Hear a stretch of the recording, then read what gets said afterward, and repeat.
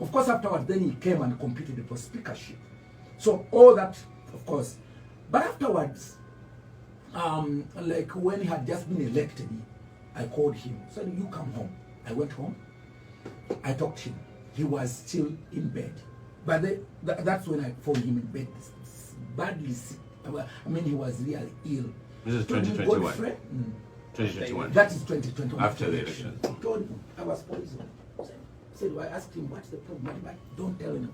I'm saying this because the father said it. Don't tell anyone. He said, Jacob, are you sure? I told him yes. Then I asked him, Jacob, by who?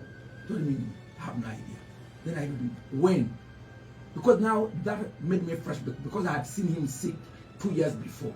He said, when? He said, probably, because I asked him, is it after we had given you a flag as sec? He said, I'm not very certain, but it's around that time when I had just won the speakership. I said, okay.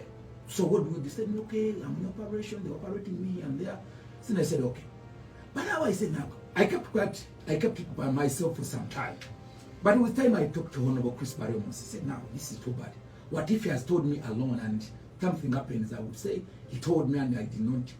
So I looked for an appropriate doctor. Of course, Chris Barrymore is close and is a second member. I disclosed it to him, much as I had an instruction not to tell anyone. I told Chris, I think we should visit Jacob. So I went to his home, me and Chris. But because he had told me not to tell anyone, I couldn't tell him that I told Chris that.